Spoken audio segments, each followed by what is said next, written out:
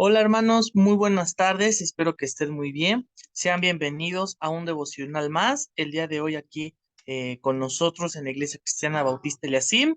Bueno, ya después de mucho tiempo, ¿verdad? De no estar aquí presente, de estar un poco ausente debido a la culminación de mis estudios universitarios. Gracias a Dios ya terminamos con bien, ya hemos acabado estos estudios. Entonces, bien, el día de hoy corresponde a un estudio, o bueno, no un estudio, corresponde al devocional de una manera muy ligera, hacer un devocional al respecto sobre la epístola de Pablo a los Colosenses. Es una de las epístolas en las cuales ya en la iglesia ya hemos predicado. Realmente, bueno, esta de hecho la predicaron los jóvenes ahí en la congregación, fueron los chicos quienes hicieron el mes de la juventud, su servidor solo se encargó del primer capítulo, pero vamos a sustraer de una forma muy panorámica, muy por encima, acerca de lo que podemos encontrar en esta hermosa epístola. Realmente es una de las epístolas las cuales leí desde el principios de año y la lectura me cautivó, me encantó. Fue uno de los libros que más me gustaron. O una de las epístolas que leí que de verdad me cautivó debido a todo el matiz que tiene esta epístola, ¿verdad? Esta epístola está dividida en dos partes. Los primeros dos capítulos, a lo que nosotros sabemos que son capítulos, los dos primeros corresponden a Pablo defendiendo la divinidad de Jesucristo y su señorío y su supremacía sobre toda la creación. Y en el capítulo 3 y 4 nos habla acerca de cómo esa supremacía o cómo el Señor de la creación es Señor de nuestras vidas. Entonces, y Pablo deja muy bien en claro cuál es la finalidad ¿cómo se llama? Del conocimiento, cuál es la finalidad, lo que nosotros podemos hacer, y ese va a ser el nombre de nuestro devocional, andar como es digno del Señor. Esta es una de las epístolas que nos enseña a andar como es digno de nuestro Señor.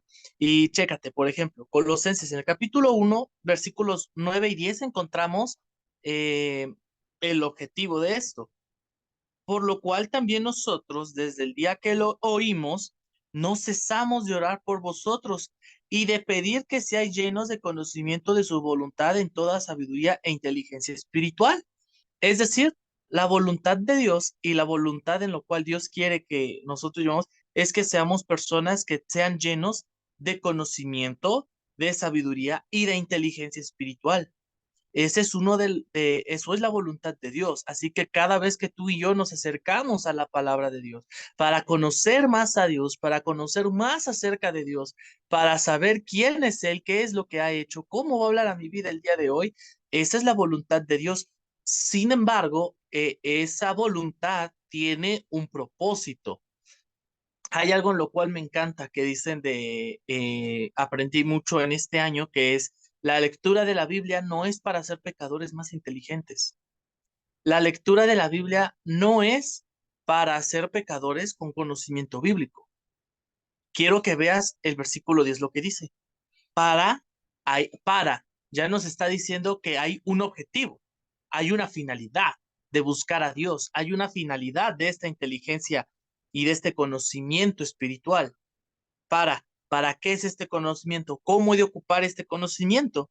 Para que andéis como es digno del Señor, agradándole en todo, llevando fruto en toda buena obra y creciendo en el conocimiento de Dios, fortalecidos con todo poder conforme a la potencia de su gloria, para toda paciencia y longanimidad. Es decir, el que nosotros conozcamos a Dios es la voluntad de Dios, pero esa voluntad tiene un propósito. Y ese propósito es andar como es digno de Él. Porque quiero comentarte algo. En este tiempo, en la semana, encontré un supuesto hombre, el cual se proclamaba ateo, y daba evidencias en las cuales, o daba sus razones en las cuales él no creía el Evangelio, en las cuales porque no creía que la Biblia era la palabra de Dios. Y quiero decirles algo, este hombre tenía un conocimiento bíblico, o sea, veía, pero tenía un conocimiento bíblico por encimita, es decir, le preguntaron acerca de por qué no creía y él comentó acerca de la historia de Abraham y empezó a platicar de la historia de Abraham, que cuando tú lees la historia de Abraham y escuchas a este hombre, realmente no encuentras discrepancias entre lo que dice la palabra de Dios y lo que él comenta que ha leído, ¿no? Es más, hasta se dio el derecho de corregir a otra persona, de decir que Abraham había matado a Isaac. Y él dijo, no, no, no, el texto bíblico no dice que Abraham mató a Isaac, dice que fue impedido, le dijeron que no lo matara al último momento. Entonces vemos a este hombre y vemos y decimos, wow, tiene un conocimiento de historias bíblicas. Sin embargo, no tiene el objetivo por el cual leer la Biblia. Lo que es un hombre inteligente. Pareciera que conoce la Biblia, pero hasta ahí queda, porque no anda como es digno de él. El objetivo de la lectura bíblica, mis hermanos, es andar como es digno de él.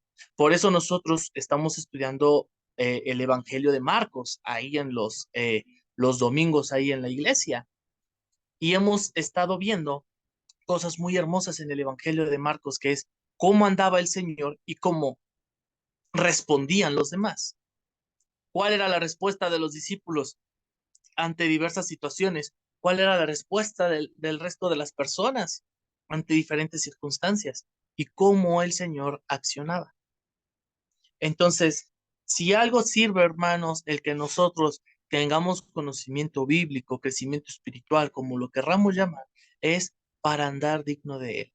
Si nada más no sabemos, nos podemos saber mil y una historias. Ese hombre, por ejemplo, se sabía la historia de Abraham, pero no sabía el objetivo final sobre la historia de Abraham, que era mostrar, inclusive de cierta manera, el sacrificio de Jesucristo, aún en el Génesis. Lo difícil que había sido para Abraham entregar a su hijo Isaac, así también pasó con Dios. Entregó a su único hijo con un propósito bien claro, para salvar a todo aquel que crea en él. Esa es la finalidad de nosotros de hacer prácticas espirituales. No es para creernos más, no es para decir, yo sí me sé la historia, yo no me la sé, es para el crecimiento. Fíjate que dice que es para andar como es digno de él y dice que particularmente para agradarle. Punto número uno. La finalidad del conocimiento es agradarle. Si yo he leído Primera de Corintios, por decir algo, y veo que en Primera de Corintios Pablo reprende a los fornicarios, pues yo no voy a andar como fornicario. No me sirve de nada saber que en Primera de Corintios Pablo reprende a la fornicación.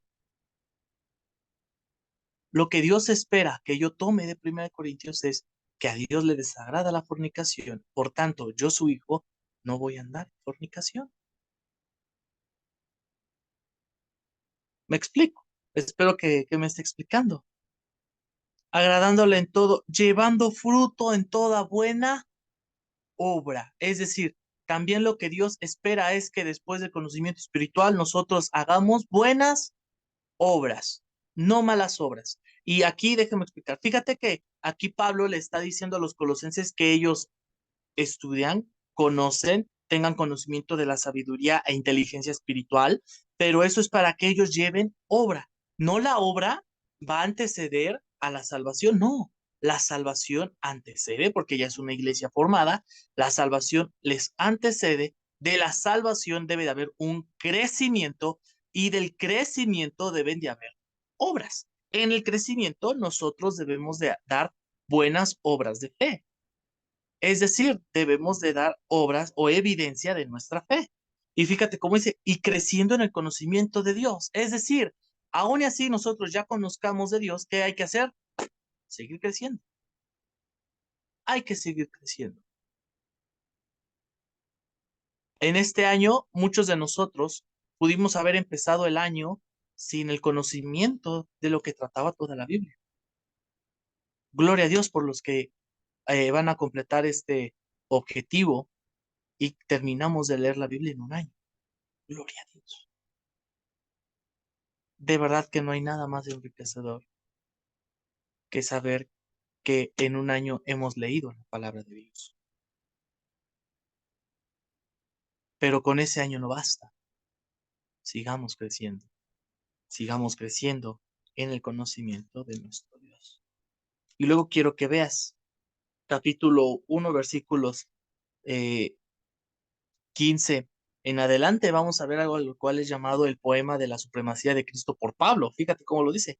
Él, refiriéndose a Jesús, es la imagen del Dios invisible, el primogénito de toda la creación, porque en él fueron creadas todas las cosas, las que hay en los cielos y las que hay en la tierra, visibles e invisibles, sean tronos, sean dominios, sean principados, sean potestades, todo fue creado por medio de él y para él. Es decir, él es sobre encima de todo. Y Él es antes de todas las cosas, y todas las cosas subsisten en Él, y Él es la cabeza y del cuerpo que es la iglesia, Él que es el principio, el primogénito de entre los muertos, para que en todo tenga la preeminencia, por cuanto agradó al Padre que en Él habitase toda la plenitud, y por medio de Él reconciliar consigo todas las cosas, así las que están en la tierra como las que están en los cielos, haciendo la paz mediante la sangre de su cruz. Y a vosotros también, que eras en otro tiempo extraños y enemigos de vuestra mente, haciendo malas obras, fíjate, hacíamos malas obras. Lo que Dios espera cuando le conocemos es que hagamos buenas obras. Malas obras ahora os ha reconciliado en su cuerpo de carne por medio de la muerte para presentaros santos y sin mancha e irreprensibles delante de él. Si en verdad permanecéis fundados y firmes en la fe y sin moveros de la esperanza del evangelio que habéis oído, el cual se predica en toda la creación que está debajo del cielo, del cual yo, Pablo, fui hecho ministro.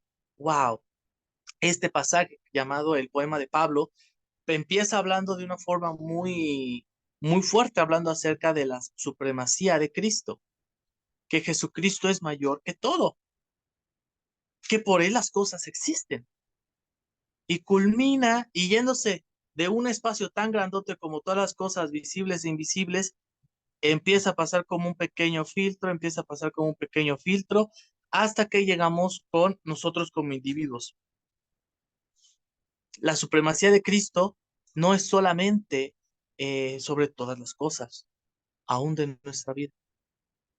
Antes éramos enemigos de Dios, pero Él mismo nos ha reconciliado consigo mismo a través de la muerte de su cruz, a través de la muerte en la cruz. ¿Cómo debo de responder yo ante este Señor, que es Señor de todo? Puede ser el Señor de mi vida. Eso es lo más maravilloso. Puede ser el Señor de mi vida. Puede ser el Señor de mi vida. Y fíjate que también dice que fundados en la fe y firmes, sin moveros de la esperanza del Evangelio. Y hay un pasaje el cual a mí realmente ha sido de gran bendición para mi vida de forma muy personal.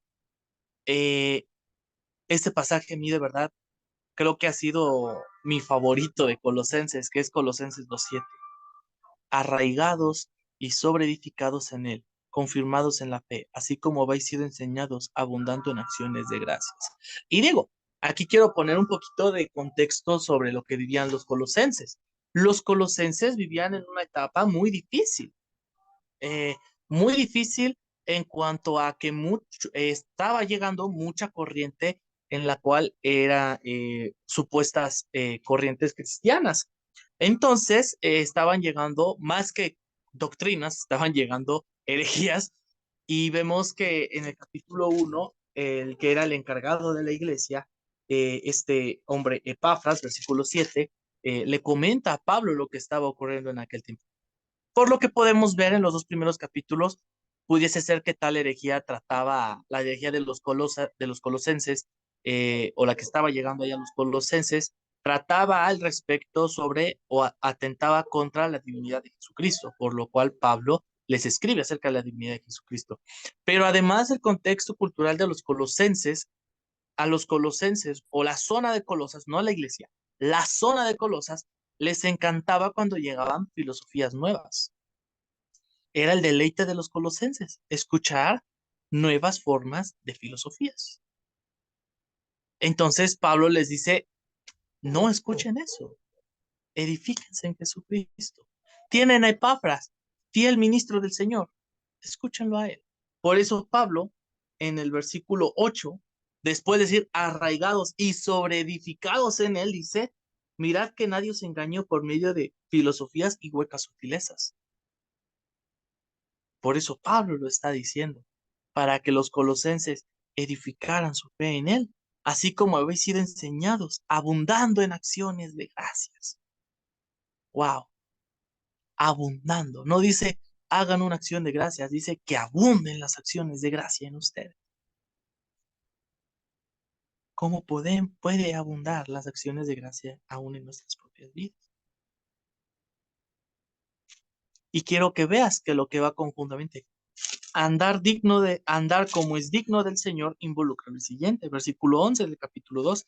En él también fuisteis circuncidados con circuncisión no hecha a mano, al echar de vosotros el cuerpo pecaminoso carnal en la circuncisión de Cristo, sepultados con él en el bautismo, el cual fuisteis también resucitados con él mediante la fe en el poder de Dios que le levantó de los muertos, y a vosotros, estando muertos en pecados y en la incircuncisión de vuestra carne, énfasis añadido, os dio vida juntamente con él, perdonándoos todos los pecados. Es decir, andar digno andar dignos, andar como es digno de él, involucra que el Señor nos ha dado vida. Involucra que no vamos a vivir bajo muerte, sino vamos a vivir bajo vida. Él nos ha dado vida y ese es el objetivo en el cual nosotros tenemos que vivir. Vivir bajo la nueva vida que Jesucristo nos ha dado. Y fíjate otra vez cómo vuelve a hacer énfasis en lo vivo. Capítulo 3, versículo 1. Si pues habéis resucitado con Cristo, buscad las cosas de arriba, donde está Cristo sentado a la diestra de Dios. Poned la mira en las cosas de arriba, no en las de la tierra, porque habéis muerto y vuestra vida está escondida con Cristo en Dios. Nuestra vida está segura en Jesucristo, es lo que nos está diciendo Pablo. Pablo está diciendo, no se preocupen por lo que vemos acá, preocúpense por lo del reino de los cielos. Mateo 6 nos dice de que buscad primeramente el reino de Dios y su justicia y todas estas cosas os vendrán por añadidura. Y cuando nosotros vemos que son todas esas cosas involucra Jesús dice que involucra la vestimenta, que comeremos, que beberemos. Preocúpate por el reino de Dios. ¿Cómo me puedo preocupar por el reino de Dios? Bueno, podemos preocuparnos porque el reino de Dios se extiende aquí en la tierra. Es preocuparnos por las cosas de arriba. Cuando nosotros nos preocupamos por las cosas de allá arriba, en la cual dice Pablo, ahí está su vida, y nosotros, de manera natural, nosotros nos preocupamos en donde está nuestra vida en peligro, en algún punto, ¿no? Por ejemplo, los que van al médico y les identifican una enfermedad en la cual tienen que cuidar su alimentación porque dicen, porque si no tu vida está en riesgo, la gente cuida su alimentación porque su vida está en riesgo. Después, otro tipo de personas tal vez tienen que tener otro tipo de cuidados porque su vida está en peligro. Pero aquí, hermano, lo maravilloso es que Jesús no hace Pablo no está haciendo una amenaza de muerte, no está diciendo, cuida tu salvación porque tu vida está en peligro. No, está diciendo, preocúpate por las cosas de arriba porque tu vida está segura. La vida del creyente no funciona bajo el miedo, funciona bajo el pleno conocimiento de que su vida está segura con el Salvador. Él está seguro con el Salvador. Mira las cosas de arriba. La voluntad del Señor es que crezcas, que le conozcas más a Él. La voluntad de Dios es que compartas tu fe. La voluntad de Dios es que el reino de los cielos sea aquí expandido a través de nosotros, a través de la predicación del Evangelio. Tú obtuviste vida una vez porque alguien te predicó el Evangelio. Ahora tú da vida a alguien más o tú comparte esa vida ahora compartiendo el Evangelio. Y Pablo dice en el versículo 5, haced morir pues lo terrenal en vosotros. ¿Te das cuenta? Jesucristo nos ha dado vida con él, pero esa vida no es para vivir en lo que yo quiera, yo guste, porque la gracia abunda. No, si él nos ha dado vida, es para que demos muerte a lo carnal. Si nos, él nos ha dado una vida espiritual, es para darle muerte carnal. Otro objetivo por el cual el conocimiento de la Biblia no es para darle rienda suelta a lo que yo quiero o lo que yo creo. Es para vivir la vida que Jesús quiere que yo viva y dar muerte a la carnalidad del pecado. Y aquí nos dice de manera muy intencional Pablo, ¿no? Fornicación, impureza, pasiones desordenadas, malos deseos y avaricia, que es idolatría. Versículo 8, pero ahora dejad también vosotros todas estas cosas, ira, enojo, malicia, blasfemia, palabras deshonestas de vuestra boca. No mintáis los unos a los otros, habiendo despojados del viejo hombre con sus hechos y revestidos del nuevo, el cual, conforme a la imagen del que lo creó, se va renovando hasta el conocimiento pleno. Y fíjate cómo versículos 12, 13 y 14. Vestidos pues como escogidos de Dios, santos y amados de entrañable misericordia, de benignidad, de humildad, de mansedumbre, de paciencia. Nosotros esto lo vimos en Gálatas, el fruto del Espíritu.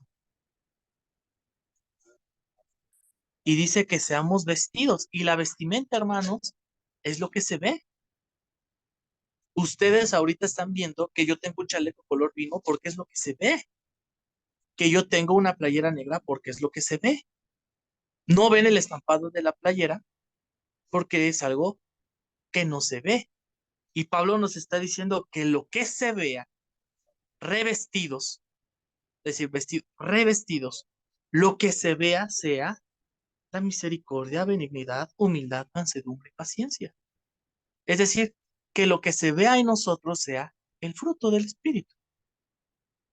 Eso es lo que Dios quiere que nosotros mostremos. Eso es andar como el Señor, como del Señor es digno, mostrar porque vivimos lo que enseñamos, soportándonos unos a otros. ¿Cómo he de vivir la misericordia? ¿Cómo hemos de vivir en misericordia? Perdona a tu enemigo, perdona a tu amigo que te ofendió, pero también perdona a tu enemigo. ¿Cómo he de vivir la mansedumbre? Soporta al otro. Soportémonos los unos a los otros. De la manera que Cristo os perdonó, así también hacedlo vosotros. Cristo, ¿cómo nos perdonó?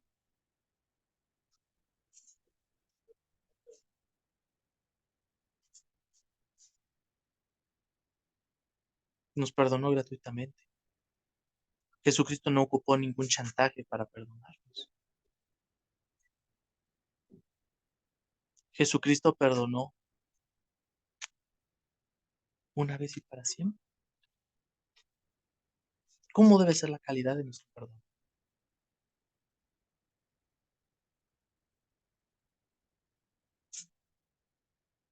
Y si necesitamos o si tenemos queja contra alguien, es lo que Pablo dice,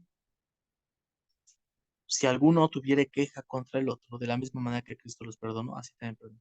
Si tenemos una queja contra alguien, quiero animarte a que nos pongamos a cuentas. Si tienes queja contra alguien, estemos dispuestos a perdonar y estemos dispuestos a pedir perdón. Y fíjate, y sobre todas estas cosas, vestidos de amor. Que no sea un perdón arrogante, que no sea un perdón mirando debajo del hombro, que sea un perdón lleno de amor. Que cuando pidamos perdón se pueda ver el amor. Cuando perdonemos se pueda ver el amor, porque es el vínculo perfecto, es lo que unifica. Dios nos perdonó por amor. Dios nos perdona porque nos ama, por el sacrificio de Jesucristo y porque nos ama. Nosotros perdonemos al resto, pidamos perdón al resto por amor.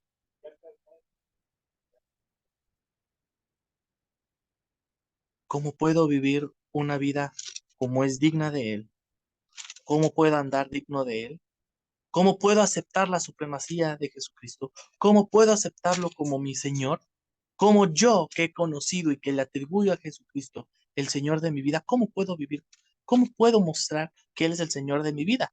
Versículos 18 al 20, al 4:1 nos da maneras muy prácticas del hogar cristiano. Casadas, estad sujetos a vuestros maridos, como conviene en el Señor. Maridos, amad a vuestras mujeres y no seáis ásperos con ellas. ¿Te das cuenta? Pablo empieza a mostrar una nueva familia en Cristo Jesús. La mujer sujeta a su marido, pero como conviene en el Señor. Es decir, como conviene el Señor o como el Señor ha establecido que el hombre ame a su mujer y la cuide.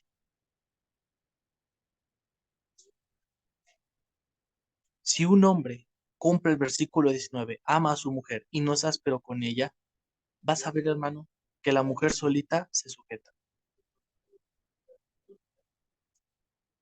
20 hijos, obedecerá a vuestros padres en todo porque todo esto agrada al Señor. Padres, no exasperéis a vuestros hijos para que no se desalienten. Es decir, aquí nos está diciendo que el versículo 20 y 21, yo como hijo, ¿cómo muestro que Jesucristo es mi Señor? Cuando yo entiendo la autoridad de mis padres sobre mí. Pero ahora mis padres entienden que el Señor es sobre de ellos o es soberano a ellos, que ellos no exasperan a sus hijos. Los tratan con amor. Y aún esto tiene más aplicación. Siervos, obedecer en todo a vuestros amos terrenales, no sirviendo al ojo como los que quieren agradar a los hombres, sino con el corazón sincero, temiendo a Dios. Es decir, hoy en día nosotros no tenemos esclavos. Yo no tengo esclavos, ¿no? Si tú tienes esclavo, pues muy probablemente te demanden. Pero sí somos trabajadores, somos empleados o tal vez somos empleadores. Y aquí nos dice, ¿cómo yo he de mostrar la soberanía del Señor en mi vida? Ah, si soy un empleado, si soy un siervo, obedezco en todo a mis amos terrenales. Y dice aquí Pablo, tal vez tú dices, ¿cómo voy a obedecer al desgraciado de mi jefe? Tal vez pueda ser la primera respuesta que dices. Pablo dice, no sirvas al ojo,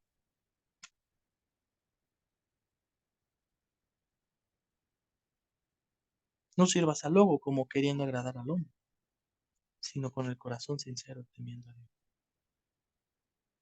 Y en el capítulo 4 versículo 1 ahora va con los, tal vez tú dices, pero yo no le trabajo a nadie. Más bien yo empleo a las personas, yo soy el patrón. Ah, amos, haced lo que es justo y recto de con vuestros siervos, sabiendo que también vosotros tenéis un amo en los cielos. Es decir, ¿cómo yo puedo mostrar, siendo el patrón de mis empleados, cómo yo puedo mostrar la soberanía de Dios en mi vida? Siendo justo, siendo recto, haciendo lo correcto con mis siervos, porque yo tengo un amo en el cielo. Yo soy propiedad también de alguien allá en el cielo. Y el versículo 24 engloba todo. Sabiendo que del Señor recibiréis la recompensa de la herencia, porque a Cristo el Señor servís. ¿Cómo estamos sirviendo al Señor?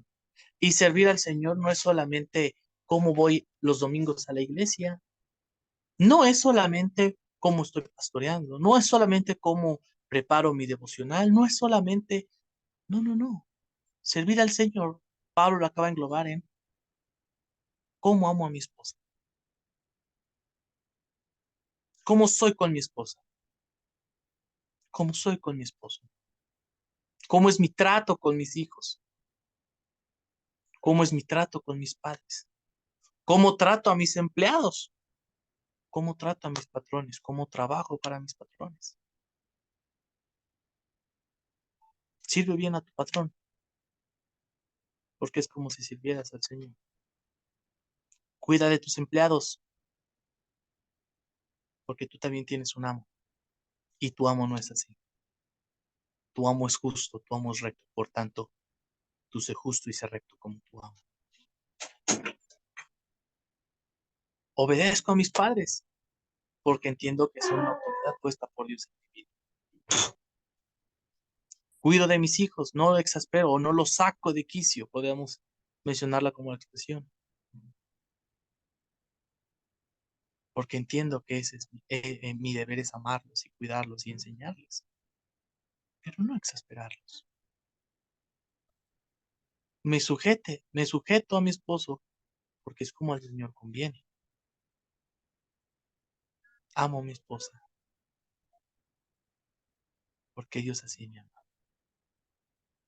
Vamos a orar y vamos a invitar al Señor a que siga siendo el Señor de nuestra vida. Y no solamente el Señor de nuestra vida en pocos aspectos, sino que sea el Señor de nuestra vida día a día. Amén. Vamos a orar. Señor amado, Dios bendito, gracias, mi Dios, por la lectura de tu palabra, Señor, por la enorme y preciosa bendición, Señor, que es escudriñar tu escritura, Señor, tu sagrada escritura. Señor, en este tiempo te quiero pedir por cada uno de mis hermanos, Señor, que está escuchando este devocional, que ha leído, Señor, la epístola a los colosenses. Te pido, mi amado Dios, que, Señor, cada vez que nos acerquemos, Señor, a la lectura de tu palabra, cada vez que nosotros escuchemos tu palabra, cada domingo que vayamos, Señor, que el objetivo siempre sea en andar como es digno de ti. No sea, Señor, ser pecadores inteligentes, sino ser pecadores que hemos sido redimidos, Señor, y queremos agradarte ahora con nuestro caminar. Amado Dios, te pido que nuestra vida, Señor, podamos mostrar a este Dios que es soberano y que es supremo a toda la creación. Señor, que también pueda ser supremo en nuestra vida, Señor, viviendo en una sujeción a ti. Amado Dios, te pido que tu nombre sea alabado, tu nombre sea glorificado. Y te pido, mi amado Dios, que por favor tú nos ayudes, Padre, para andar día a día, el diario vivir cristiano. Amado Dios, te pido, Padre, que si somos hijos, seamos sujetos a nuestros padres. Si somos padres, que podamos guiar a nuestros hijos en amor. Si somos esposas, Señor, la sujeción. Si somos esposos, el amor. Si somos, Padre, patronos, que cuidemos a nuestros siervos o a nuestros trabajadores. Si somos empleados, que podamos trabajar justamente y rectamente a nuestros patrones, Señor, porque a ti te servimos. Que podamos servirte, Señor, en todas las esferas de nuestra vida, en nuestro diario vivir, Señor. No solamente un día a la semana, sino en nuestro diario vivir, podamos mostrar que tú eres soberano a nosotros, amado. Que tú eres soberano a nosotros, Señor, eres soberano sobre la creación, pero también eres el soberano de nuestra vida. Síguenos ayudando, Señor, para vivir en la rectitud y que tu nombre sea alabado. En el nombre de tu Hijo amado Jesucristo. Amén. Que Dios los bendiga y bueno, pues estamos ahí al pendiente. Un saludo. Un saludo.